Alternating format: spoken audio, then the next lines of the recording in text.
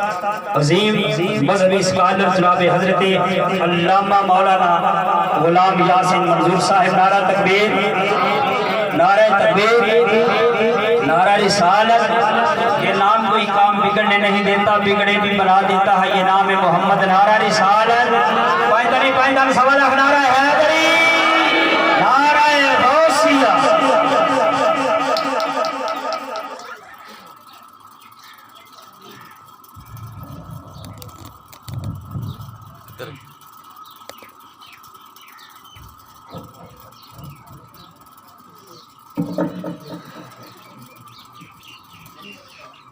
دو minute ہوئے 15 minute تک تسی اٹھ کے سمان لیں۔ ٹھیک ہے۔ بسم اللہ الرحمن الرحیم۔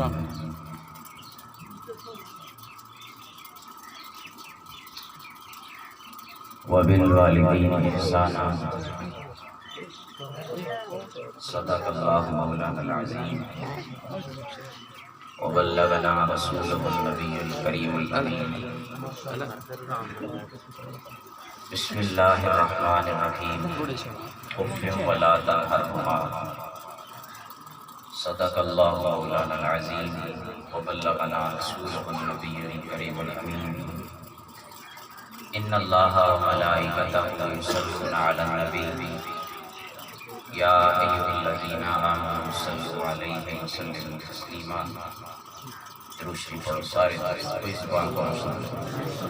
الصلاۃ والسلام علیک یا سیدی یا رسول اللہ، الصلاۃ والسلام علیک یا سیدی یا حبیب اللہ، الصلاۃ والسلام علیک یا سیدی یا رحمۃ للعالمین، وعلی آلک واصحابک یا سیدی یا خاتم النبیین۔ یا رسول اللہ انظر حالنا، یا حبیب اللہ اسمع قالنا، اننا فی بحر غم مغرق بالغزیۃ یسر لنا اشکالنا۔ مولاي صلی وسلم دائما ابدا علی حبیبک خیر الخلق کلہم، یا رب بالمصطفیٰ بلغ مقاصدنا، واغفر لنا ما مضى یا واسع الکرم۔ بیانات آپ نے سنا، بیان سنا آپ نے، اس کے بعد نعتیں بھی آپ نے سنی، اور بیانات میں بھی اور نعتوں میں بھی والدین کی شان بھی آپ نے سنی، حضور پہ درود پڑھنے کی تعریفیں بھی آپ نے سنی، اور خوف خدا کی باتیں بھی سنی، دل کو نرم کرنے کی باتیں بھی سنی۔ دو چار باتیں میں بھی آپ کی خدمت میں پیش کروں گا حاضری کے لیے۔ سب سے پہلے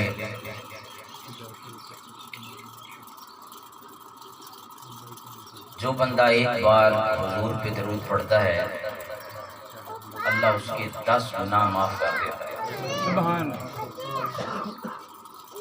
اور 10 اس کو نیکیاں بھی دیتا ہے، اور 10 اس کے درجے بھی بلند کر دیے جاتے ہیں۔ ایک درجے کا فاصلہ جو ہے نا، وہ زمین و آسمان کی خلا کے برابر ہے۔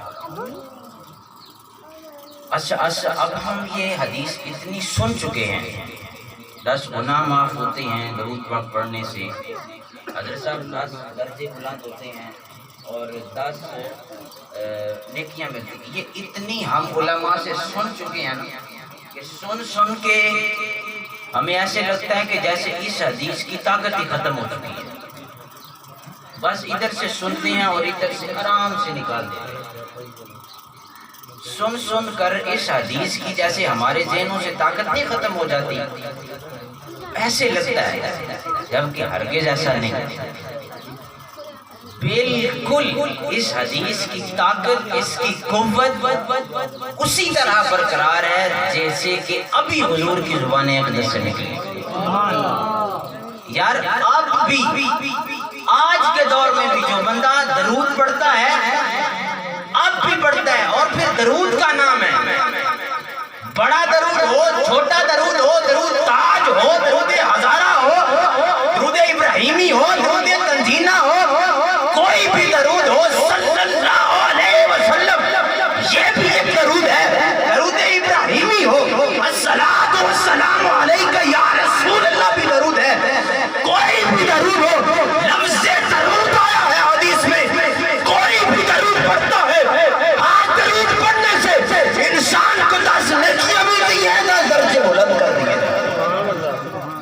10 اس کے گناہ بھی معاف کر دیے جاتے ہیں۔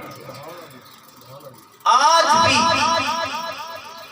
ابھی بھی اسی وقت کریم آقا صلی اللہ علیہ وسلم کے دربار میں ایک فرشتہ موجود ہے جس کا کام یہ ہے، جس کی ڈیوٹی صرف یہ ہے کہ دنیا کے کسی کونے پر بھی درود پڑھا جائے، وہ فرشتہ درود اٹھاتا ہے، ساتھ درود پڑھنے کا والے کا نام اور اس کے باپ کا نام حضور کی بارگاہ میں پیش کر دیتا ہے۔ آج ایسا نہیں ہے کہ یہ کب کی بات تھی، ابھی آپ درود پڑھیں، ابھی آپ کا نام حضور کی بارگاہ پیش کر دیا جائے گا۔ حضور درود قبول کرتے ہیں، وہاں سے اس بندے کے لیے سلام بھیج دیتے ہیں۔ حضور فرماتے ہیں کہ میں نے اس بندے کا درود قبول کیا، جا کے اس کو میری طرف سے سلام پیش کیا۔ زیادہ سے زیادہ درود پاک پڑھا کریں۔ میں نے آپ حضرات کے سامنے جو آیت پڑھی ہے قرآن پاک کی، وَبِالْوَالِدَيْنِ إِحْسَانًا، اور دوسرا حصہ ہے دوسری آیت کا اُفٍّ وَلَا تَنْهَرْهُمَا۔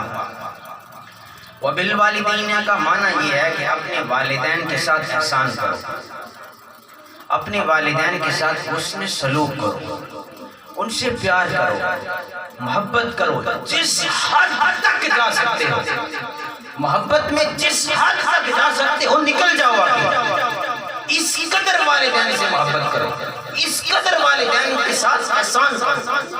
پھر کرے بھی کیوں نہ، پھر احسان کرے بھی کیوں نہ کہ یار جب ہمارا بچپنا تھا، جب ہم بچے تھے، ہمارے والدین نے ہمارے اوپر احسان نہیں کیے، کس قدر احسان کیے کہ ہماری تعلیم کے اوپر انہوں نے اتنا پیسہ لگا دیا، نہ انہوں نے دن دیکھا، نہ رات دیکھی، نہ دھوپ دیکھی، نہ سردیوں کی ٹھٹھلتی راتیں دیکھی، ہر وقت یہی ان کے ذہن میں بات تھی کہ میرے پاس پیسے آ جائیں، میرے پاس دولت آ جائے، میں اپنے بچوں کو تعلیم اچھی دے سکوں، میں اپنے بچوں کا فیوچر مستقبل اچھا کر سکوں، صرف یہ بات تھی۔ لیکن اب جب ہماری باری آئی، ہمارے اوپر والدین بہت بن چکے ہیں، ہمارے اوپر والدین بہت بڑا ایک بار بن چکے ہیں، ہم والدین پر احسان نہیں کر سکتے، ہم والدین کے اوپر نیکی نہیں کر سکتے۔ جب 2-4 بھائی ہیں تو ایک کہتا ہے یار والدین بوڑھے ہو چکے ہیں تم لے جاؤ، دوسرا کہتا ہے یار والدین بوڑھے ہو چکے ہیں تم لے جاؤ۔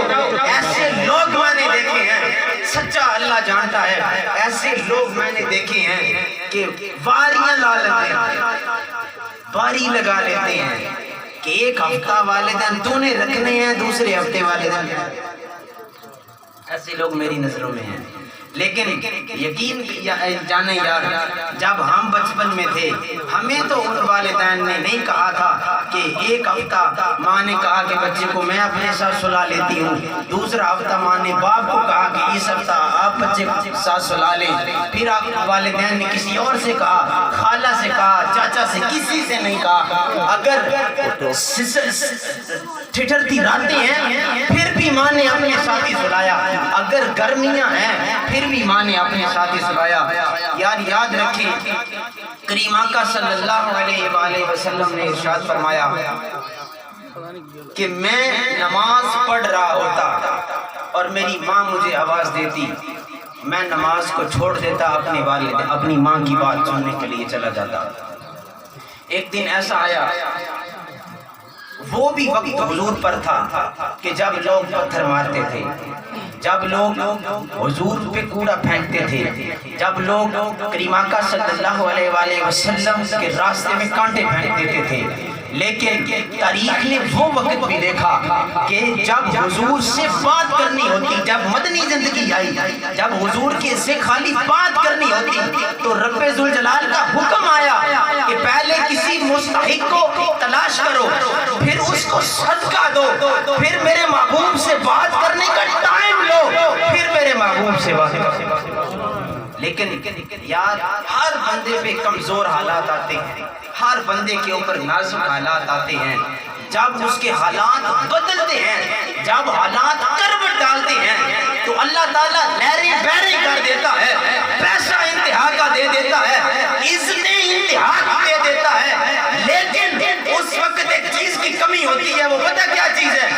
والدین بندے کے پاس نہیں ہوتے، اس وقت اس کے دل میں ایک آہ اٹھتی ہے، ایک حسرت ہوتی ہے کہ یار اللہ نے آج مجھے دولت دے دی ہے، اللہ نے مجھے گاڑیاں دے دی، بنگلے دے دیے، عزتیں دے دی، محلات دیے، تعلقات دے دیے، لیکن ہر چیز میں بازار سے جا کے لا سکتا ہوں، صرف ایک چیز ہے جو مجھے کہیں سے نہیں مل سکتی، وہ والدین کا پیار ہے اور والدین کی ذات ہے۔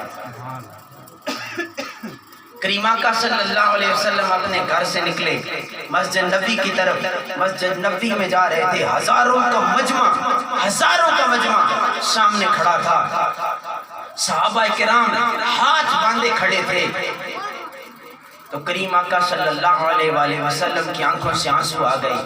صحابہ نے عرض کی یا رسول اللہ ہمارے ماں باپ آپ پہ قربان ہو جائیں، آپ کی آنکھوں میں آنسو ہمیں برداشت نہیں ہے، بتائیے کس چیز نے آپ کو رلا دیا، بتائیں کس نے آپ کو دکھ دیا، حضور کون ایسا ہے جس نے آپ کو پریشان کیا؟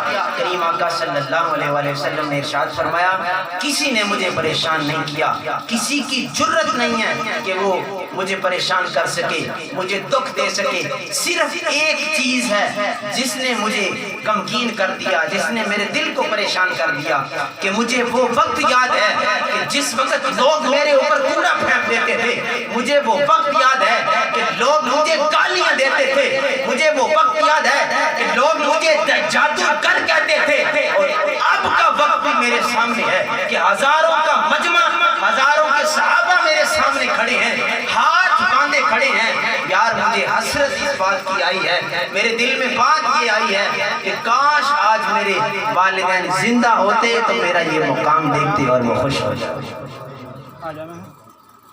مجھے اس چیز کی حسرت آئی ہے۔ کریم آقا صلی اللہ علیہ وسلم نے اس موقع پر فرمایا کہ میرے والدین زندہ ہوتے میں تم سب کو نماز پڑھا رہا ہوتا اور نماز عشاء پڑھا رہا ہوتا، میری امی کو مجھے اس وقت کوئی کام یاد آتا اور میری امی مجھے کام کے لیے کہتی، یہ حضور نے فرمایا کہ میری امی مجھے کوئی کام کہتی اور اس کام کے لیے مجھے آواز دیتی، یا محمد رب ذوالجلال کی قسم ہے کہ میں نماز کو چھوڑ دیتا اپنی ماں کی بات سننے کے لیے۔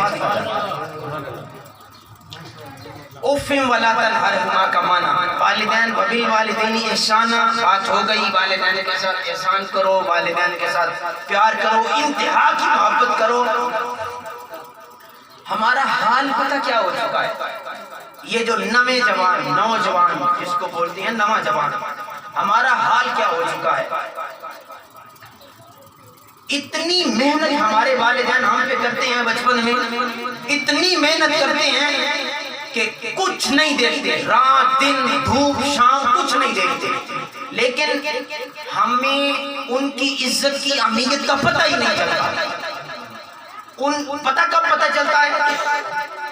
جب والدین قبر میں چلے جاتے ہیں نا، پھر ہم گھر کے کونوں میں بیٹھ کے روتے ہیں، پھر رب ذوالجلال کی قسم ہے کہ اس وقت رونے کا کوئی مقصد نہیں، اس وقت کچھ کام نہیں آنے والا، ہاتھ سے خزانہ نکل چکا ہے، والدین کا سر سے سایہ چلا جانا۔ میں ابھی پڑھ کے آیا ہوں، ابھی یہ حدیث میں پڑھ کے آیا ہوں، والدین کا سر سے سایہ اتر جانا، والدین کا فوت ہو جانا ایسے ہے کہ جیسے انسان ایک گھنے درخت کے نیچے کھڑا ہو، اچانک اس درخت کو کاٹ دیا جائے یا بندے کو اٹھا کر دھوپ میں کھڑا کر دیا جائے۔ جب والدین فوت ہوتے ہیں نا تو اس طرح بندہ اپنے آپ کو اکیلا محسوس کرتا ہے، بالکل تنہا محسوس کرتا ہے۔ ہمارا حال یہ ہے کہ والدین ہمیں باتیں کرتے رہتے ہیں، سمجھاتے رہتے ہیں، بیٹا ایسے نہ کرو، ایسے کرو، یہ نہ کرو، یہ کرو، یہاں نہ جاؤ، یہاں جاؤ، وہاں نہ ملو، یہاں ملو، یہ بندہ اچھا نہیں ہے، اس سے نہ تعلق رکھو، یہ اچھا ہے، اس سے تعلق رکھو۔ رب ذوالجلال کی قسم ہے جب ہماری باری آتی ہے، دروازے پہ دستک ہوتی ہے، باہر دروازہ کھٹکا جاتا ہے، گھر والدین بیٹھے ہیں، بہن بھائی بیٹھے ہیں، میں بھی گھر ہی بیٹھا ہوں، باہر دروازے پہ دستک دی گئی، والدین کو چھوڑ دیا، سب کو چھوڑا، بھاگتا ہوا بچہ، بھاگتا ہوا نوجوان دروازے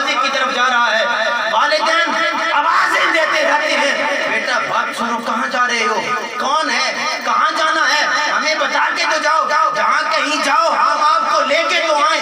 ایک ٹکے کا بندہ نہیں ہوتا جس کے لیے والدین کو پیچھے چھوڑ دیا جاتا ہے۔ جو باہر دروازے پہ بندہ کھڑا ہے نا، وہ ٹکے کا بندہ نہیں ہے جس کے لیے والدین کو پیچھے چھوڑ دیا، والدین کو پس سے پوش ڈال دیا، والدین کو ترک کر دیا، اور اس ٹکے کے بندے کے لیے والدین کو پیچھے چھوڑ کے اس کے ساتھ چلے گئے۔ کس نے احساس دلانا اس بات کا؟ کس کے انتظار میں ہے؟ کون آ کر جھڑے گا ہمیں؟ کون ہمارے گریبان سے پکڑے گا؟ کون ہمارے اندر ہاتھ ڈال کر ہمارے دلوں کو صاف کرے گا؟ کس نبی کے انتظار میں ہے؟ نبی کوئی نہیں آنے والا، آخری نبی آ چکے ہیں، خاتم النبیین، دروازہ نبوت کا بند ہو چکا ہے۔ اپنے آپ کو جھنجھوڑنے کا ہمارا خود حق بنتا ہے۔ اللہ تعالیٰ نے اپنے بندوں کی ڈیوٹی لگائی ہے اذانیں دینے کے لیے، اپنے بندوں کی ڈیوٹی لگائی ہے نمازیں پڑھانے کے لیے، لیکن اذان ہمیں کان میں آتی ہے، نماز کا وقت یاد ہے نہ، ہم نماز کے لیے مسجد میں جاتے ہیں، اذان ہوتی ہے تو مسجد کے دروازے کے سامنے سے گزر جاتے ہیں، نہ رب یاد ہے نہ رب کا رسول یاد ہے۔ یاد رکھیں جب مریں گے یہ سامنے قبریں ہیں، میرا باپ بھی یہاں ہے، میرا دادا بھی یہاں ہے، میرے آبا و اجداد یہاں ہیں، سامنے قبریں ہیں۔ کریم آقا صلی اللہ علیہ وسلم نے ارشاد فرمایا اس قبر کو مٹی کا ڈھیر مت سمجھو، یہ جنت کے باغوں میں سے باغ ہے، یہ جہنم کے گڑھوں میں سے گڑھا ہے۔ حضور نے فرمایا یہ مٹی کا ڈھیر نہیں ہے، اس کو مٹی کا ڈھیر نہ سمجھو، یہ جنت کے باغوں میں سے باغ ہے یا جہنم کے گڑھوں میں سے یہ گڑھا ہے۔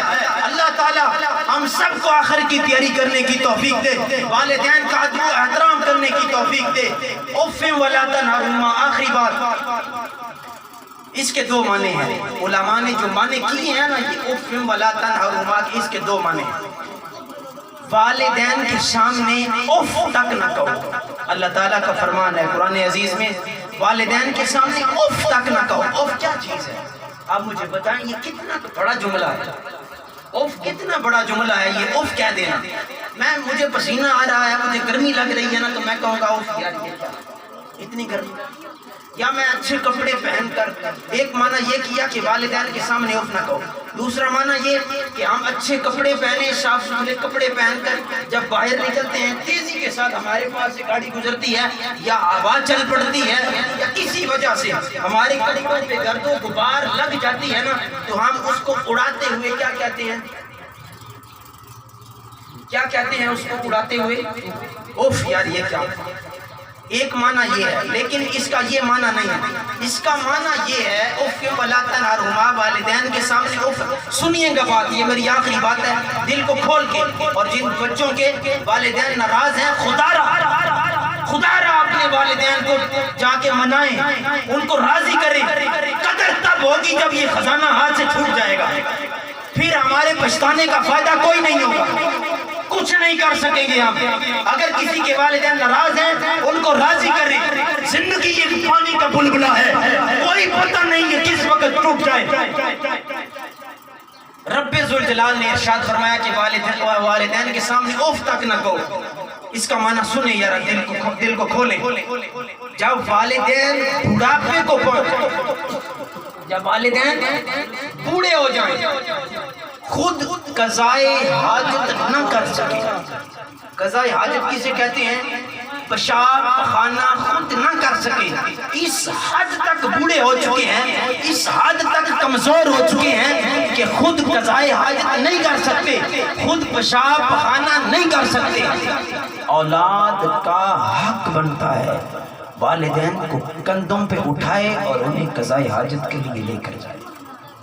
اف کا معنی، بات ختم نہیں ہوئی، والدین بوڑھے ہو جائیں، اولاد ان کو کندھوں پہ اٹھائے اور قضائے حاجت کے لیے لے کر جائے، وہاں جا کر والدین قضائے حاجت کریں، وہاں جا کر والدین پیشاب پخانہ کریں، پھر اس پیشاب سے، اس پخانے سے جو بدبو اٹھے، اس بدبو کی وجہ سے اگر بچہ ناک پہ کپڑا رکھے تو اف کہے تو گناہگار ہو۔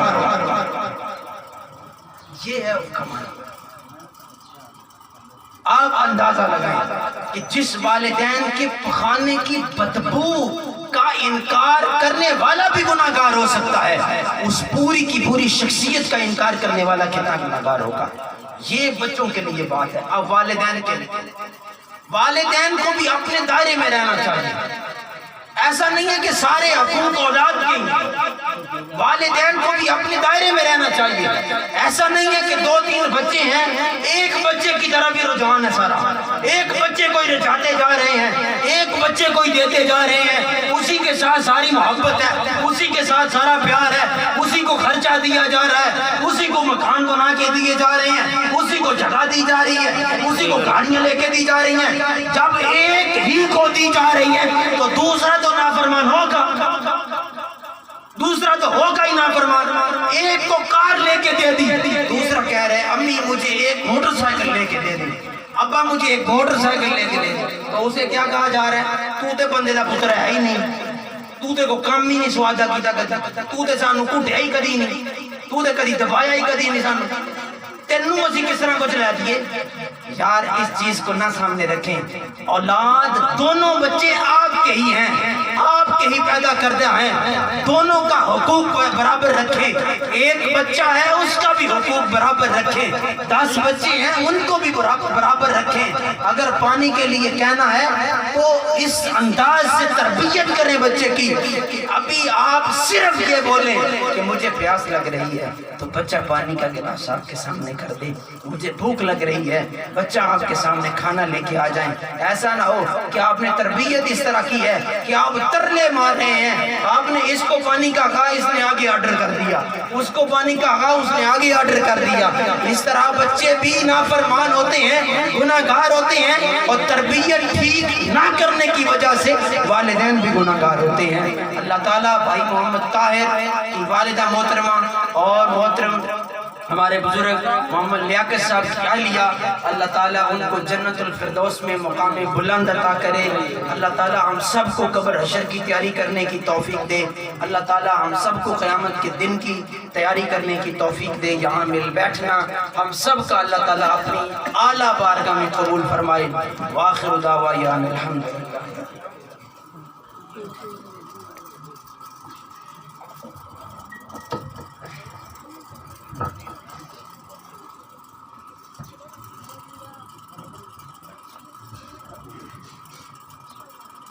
أعوذ بالله من الشيطان الرجيم بسم الله الرحمن الرحيم قل يا أيها الكافرون لا أعبد ما تعبدون ولا أنتم عابدون ما أعبد ولا أنا عابد ما عبدتم ولا أنتم عابدون ما أعبد لكم دينكم ولي دين بسم الله الرحمن الرحيم قل هو الله أحد الله الصمد لم يلد ولم يولد ولم يكن له كفوا أحد بسم الله الرحمن الرحيم قل هو الله أحد الله الصمد لم يلد ولم يولد ولم يكن له كفوا أحد بسم الله الرحمن الرحيم قل هو الله أحد الله الصمد لم يلد ولم يولد ولم يكن له كفوا أحد بسم الله الرحمن الرحيم قل أعوذ برب الفلق من شر ما خلق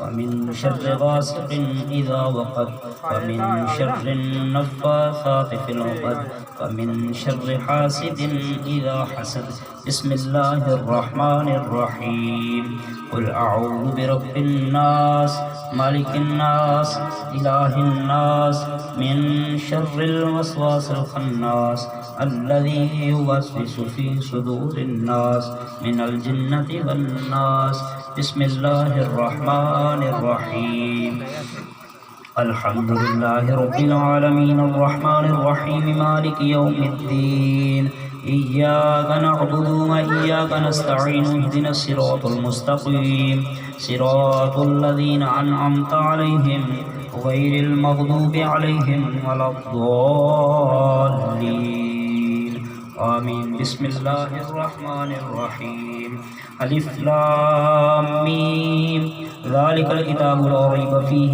هدى للمتقين الذين يؤمنون بالغيب ويقيمون الصلاة ومما رزقناهم ينفقون والذين يؤمنون بما أنزل إليك وما أنزل من قبلك وبالآخرة هم يوقنون أولئك على هدى من ربهم وأولئك هم المفلحون إن رحمة الله قريب من المحسنين وما أرسلناك إلا رحمة للعالمين ألا إن أولياء الله لا خوف عليهم ولا هم يحزنون إنما يريد الله ليذهب عنكم الرجس أهل البيت ويطهركم تطهيرا ما كان محمد أبا أحد من رجالكم ولكن رسول الله وخاتم النبيين وكان الله بكل شيء عليما إن الله وملائكته يصلون على النبي يا أيها الذين آمنوا صلوا عليه وسلموا تسليما الصلاة والسلام عليك يا سيدي يا رسول الله الصلاة والسلام عليك يا سيدي يا رسول الله الصلاة والسلام عليك يا حبيب الله سبحان ربك رب العزة عما يصفون وسلام على المرسلين والحمد لله رب العالمين اللهم صل وسلم على سيدنا مولانا محمد وعلى آل سيدنا مولانا محمد وبارك وسلم یا رب ذوالجلال تلاوت کلام پاک ہوئی، نعت خوانی ہوئی، تیرے محبوب کا ذکر کیا، والدین کی شان بیان کی گئی، والدین کی عظمت بیان کی گئی، گھر والوں نے کھانے کا اہتمام کیا، اس کے علاوہ کلمہ کلام پڑھا، یا حی یا قیوم 10,000 مرتبہ پڑھا، کلمہ طیبہ 10,000 مرتبہ پڑھا، 26 قرآن پاک 247 مرتبہ سورہ یاسین، اس کے علاوہ کلمہ کلام جو کچھ پڑھا گیا، یہاں پر بیٹھ کر جن دوستوں نے اپنی زبان سے سبحان اللہ کہا، الحمدللہ کہا، اللہ کا ذکر کیا، تمام کلام پاک عاجزی کے ساتھ تیری اعلیٰ بارگاہ میں پیش کرتے ہیں، قبول فرما۔ یا پاک باری تعالیٰ تیرے پاک محبوب کی بارگاہ میں پیش کرتے ہیں، قبول فرما۔ یا رب ذوالجلال 1,00,000 کم پہ 24,000 پیغمبروں کی بارگاہ میں پیش کرتے ہیں، قبول فرما۔ آدم علیہ السلام سے لے کر آج تک جتنے چھوٹے بڑے مسلمان بحالت ایمان اس دنیا فانی سے رخصت ہوئے، تمام کی ارواح کو درجہ بدرجہ پیش کرتے ہیں، قبول فرما۔ یا رب ذوالجلال حاضرین محفل کے عزیز و اقربا میں سے، خاندان میں سے، والدین میں سے، رشتہ داروں میں سے جو تیری بارگاہ میں پہنچے، سب کے لیے دعا کرتے ہیں باری تعالیٰ ہر ایک کی روح کو اس کا ثواب پہنچا۔ یا رب ذوالجلال خصوصاً بالخصوص اس محفل کا ثواب، کلمہ کلام کا ثواب، طعام کا ثواب، بھائی محمد طاہر کی والدہ یا رب ذوالجلال تیری پاک بارگاہ میں پہنچی ہیں، یا رب ذوالجلال ان کی روح کو پیش کرتے ہیں، قبول فرما۔ یا رب ذوالجلال اس تمام کلام پاک کا ثواب، ختم پاک کا ثواب، محفل پاک کا ثواب، محترم محمد لیاقت صاحب کی اہلیہ تیری پاک بارگاہ میں پہنچی ہیں، یا رب ذوالجلال ان کی روح کو پیش کرتے ہیں، قبول فرما۔ دنیا میں رہ کر اگر بتقاضائے بشریت کوئی غلطی کوتاہی گناہ سرزد ہوا ہے تو ہم ان کے بچے ان کی طرف سے معافی مانگتے ہیں، توبہ کرتے ہیں، انہیں معاف فرما کر مقام بلند عطا فرما۔ یا رب ذوالجلال ان کی قبر پر کروڑ رحمتوں کا نزول فرما۔ یا رب ذوالجلال مرحومہ کی قبر کو تا حد نگاہ کشادہ فرما۔ یا رب ذوالجلال مرحومہ کے گھر والوں کو صبر جمیل عطا فرما۔ یا رب ذوالجلال مرحومہ کے گھر والوں کو اس پر اجر عظیم عطا فرما۔ یا رب ذوالجلال مرحومہ کے گھر والوں کو زیادہ سے زیادہ کلام پاک پڑھ کر بخشنے کی توفیق عطا فرما۔ یا رب ذوالجلال ہم سب کو قبر حشر کی تیاری کرنے کی توفیق عطا فرما، ہم سب کو قیامت کے دن کی تیاری کرنے کی توفیق عطا فرما۔ یا رب ذوالجلال بیماروں کو مکمل شفا عطا فرما دے۔ یا رب ذوالجلال پریشان حال لوگوں کی پریشانیاں دور فرما دے۔ یا رب ذوالجلال جتنے لوگ دعاؤں کے لیے کہتے ہیں ہر ایک کی نیک دلی حاجات پوری فرما دے۔ یا رب ذوالجلال تو بڑا غفور رحیم ہے، تو بڑا بخشنے والا ہے، تو بڑا معاف کرنے والا ہے۔ یا پاک باری تعالی ہم سب اپنے گناہوں کا سامنے ڈھیر لگاتے ہیں، ڈھیریاں تو ہم نہیں کہہ سکتے، ہم سب اپنے گناہوں کا سامنے ڈھیر لگاتے ہیں، پھر ان گناہوں کی معافی مانگتے ہیں، ان گناہوں سے توبہ کرتے ہیں۔ باری تعالیٰ ہمارے گناہ معاف کر دے، اللہ تعالیٰ ہماری توبہ کو اپنی پاک بارگاہ میں قبول فرما لے۔ یا رب ذوالجلال جو مرضی ہیں، گناہ گار ہیں، سیاہ کار ہیں، تیرے محبوب کے امتی ہیں، اللہ پاک ہماری شکلوں کو نہ دیکھ، یا رب ذوالجلال اپنے محبوب کے چہرے کو دیکھ۔ یا رب ذوالجلال ہم تیرے محبوب کے گناہگار امتی ہیں، بدکار امتی ہیں، یا رب ذوالجلال اپنے فضل سے ہمیں معاف فرما۔ ایک بزرگوں نے یہ فرمایا تھا، عدل کریں تے تھر تھر کنبن، اونچیاں شانہ والے، فضل کریں تے بخشے جامن، میرے جے منہ کالے، اللہ پاک ہمارے گندے منہوں کو معاف کر دے، اللہ تعالی ہمارے گناہوں کو معاف کر دے، اللہ پاک ہمارے گناہوں کو بخش دے، تو معاف کرنے والا ہے۔ اللہ تعالی ہم سب کا یہاں اس محفل سے اٹھنے سے پہلے ہم سب کی بخشش فرما دے۔ یا رب ذوالجلال، یا رب ذوالجلال تیرے محبوب کا واسطہ دیتے ہیں، یا رب ذوالجلال ہم سب کو مکہ اور مدینہ کی حاضری نصیب فرما دے، یا رب ذوالجلال ہم سب کو مدینہ شریف کی حاضری نصیب فرما، ہم سب کو مکہ شریف کی حاضری نصیب فرما، یا رب ذوالجلال بے روزگاروں کو بہتر رزق عطا فرما، ہمیشہ حلال رزق کھانے کمانے کی توفیق عطا فرما، حرام سے بچنے کی توفیق عطا فرما، یا پاک باری تعالیٰ ملک پاکستان کی خیر فرما، ملک پاکستان کی سرحدوں کو قائم اور دائم فرما، دین کا بھول بالا فرما، کفر کا منہ کالا فرما۔ اللہم ربنا تقبل منا انک انت السمیع العلیم وتب علینا انک انت التواب الرحیم، وصلی اللہ تعالی علی خیر خلقہ محمد وآلہ وسلم۔